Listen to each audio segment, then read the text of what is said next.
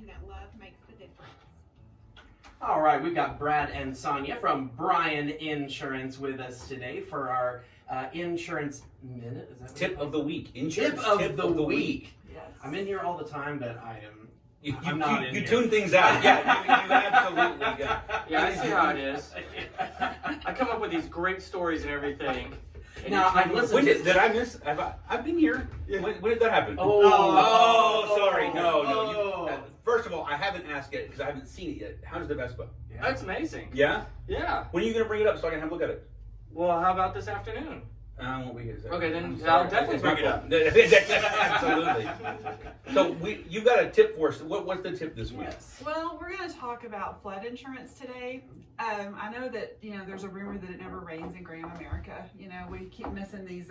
Well, my leaking roof last year would argue with that. Yeah. I know we keep missing these storms, but it does rain. And flood insurance is something that typically, in our experience, people usually just buy it if they have a mortgage and they're in a flood zone. Okay, sure.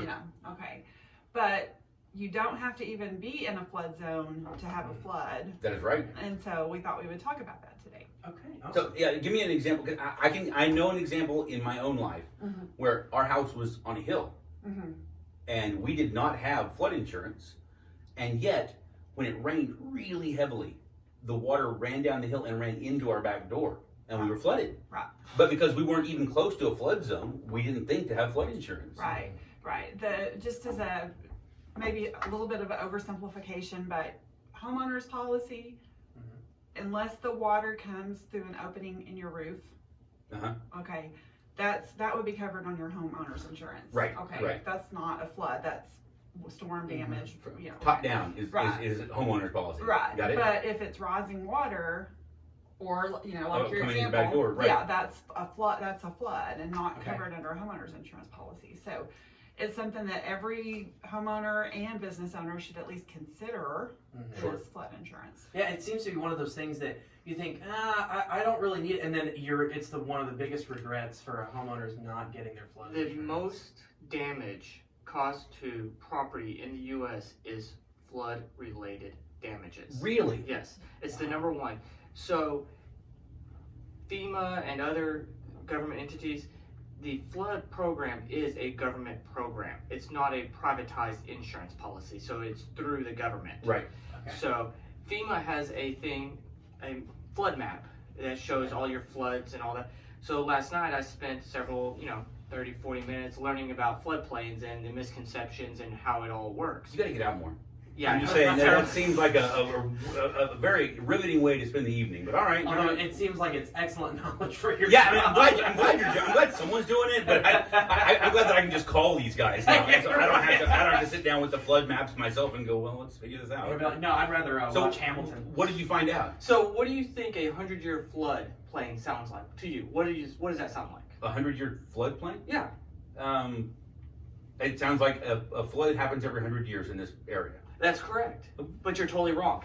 So, So that's what it sounds like, but Yeah. I'm wrong. Yeah, you're That's wrong. the story of my life. I sound like I know what I'm talking about, but I actually don't. I'm making this up as I go. So there's a huge calculation in there because you have anywhere from 5-year floodplains, 10-year floodplains, 50, 100, 500, 1,000-year floodplains. Okay. So a floodplain is not 100 years Right. flood. It is the percentage of chance per year that could cause a flood. So a 100-year floodplain has a 1% chance per year to have a certain volume of water flowing through that area each and every year. Okay, so it's not just you can't say, well, we had a flood 5 years ago, so I've got 95 years on this. Exactly. That's the misconception. So a lot of people go, well, there was a flood back in 1983, so that was 30 years ago, and I'm in a 100-year floodplain, so I don't need flood insurance because I don't, it's already happened. Right, that's not how that works. No, it's not We how it can't works. predict those things. No, it's a 1% chance. That's why Okay. it's 100. So like a 50-year floodplain would be a 2% chance. Well, Sonia, I have a question for you. There was a flood that happened in the 70s, late 70s Yes. here, and it came all the way up almost to the square. Is Yes, that right? That's true. So are we in a floodplain of some type here? Yes, there is the Brazos, or the, like I said, Salt Creek, yeah. Salt Creek, all those houses over there that Yeah. used to be there that are gone, Right. that is supposed to be the park, that is a floodplain. Okay. So now I don't know which one that is, but if I would say it's next to Salt Creek, I would say it's a much higher floodplain, like a 50-year or 20-year Right. floodplain versus a 100-year or 500-year. So anytime you're looking at something that says your house is on a 20-year floodplain, you've got a 1 in 20 chance? Yes. Is that what I'm hearing? No, that would be 1 in 5 chance. A 1 in 5 chance Mhm. that every year, a 1 in 5 chance that your house is going to flood. Or the area will have a certain amount of volume of Okay. water flowing through it. Now, so on the when you're getting a quote from you guys for adding flood insurance to your house, say somebody's listening right now and they're like, "Wow, I have no idea how much that would cost." I am one of those people. How does one go about getting a quote for that? I'm sure it matters where your house is. Yes, and all it those matters things. because it's a government-based program, and Okay. they base it off of the flood maps that FEMA provides. Okay. So depending on the value of your home, what type of plane you're in, and all that, it will determine the cost. It sounds like, and I have to say this, with most insurance and what you guys have said before, it sounds like most insurance is usually a pretty good deal. It sounds like most of the time insurance is not crazy expensive when it comes to certain things like this that can protect you in the long run. You talked about, before we talked about motorcycle insurance and things like that. Is floodplain insurance comparatively? Is it, if you, so like my house that was up on the hill that ended up flooding, but it's not in a floodplain, it's up on a hill. Right, because if you're not in a floodplain, you would look at that and go, okay, this would be relatively cheap because you are not in a high-risk area. Got it. That makes a lot of sense. And if somebody wanted to add that to a policy, is that possible to do? If you've already had the policy, can you add that? No, it's a separate policy. Okay, so you don't add it to a policy, you get a Right, separate you get flood. a separate flood policy. But so anybody at any time can call up and just say, hey, I want to get flood Yes. insurance on my house. Yes. Now, one thing that you need to keep in mind is that there is a waiting period when you buy flood insurance. So in other words, You're standing knee deep in water in your house. You're like, I got an idea. I'm going to call and get some insurance right now. there's some exceptions. For example, if you are closing on a house, Oh, you right. know, Okay, sure. that kind of thing. But typically it's 30-day waiting period for a policy to go into effect. So it's one of those things you need to think about. And like we always say, you want to know ahead of time. You want to be prepared, or at least get the quote, and then you can decide if it's worth it or not to you. Absolutely. So, like, if you were, say, about to close on a new house, Like I am. you may consider the idea that having flood insurance for that house might be a good idea. Right. Now, does it cover both man-made and, I mean, when it says It's flood, rising water. it's any rising water. Oh, okay. So if something happened, if a water main near your house broke, that would cover that as well.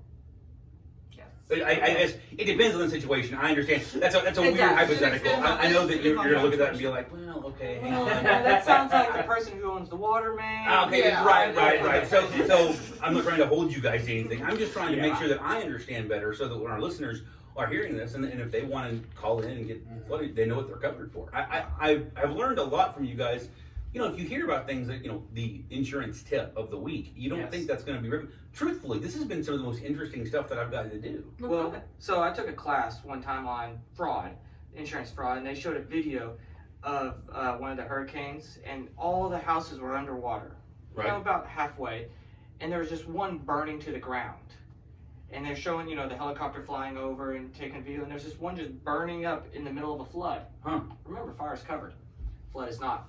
So someone did that on purpose. Mhm. They set their house on fire because they had a fire policy. And Oh. Yeah, but that didn't pay off probably. No. And there may have been some criminal activity happening. Yes. Yeah, But I'm just saying that, you know, it's interesting to see that Yeah. even in floods, someone will be able to have the bright idea, oh, just burn my house down, that's covered.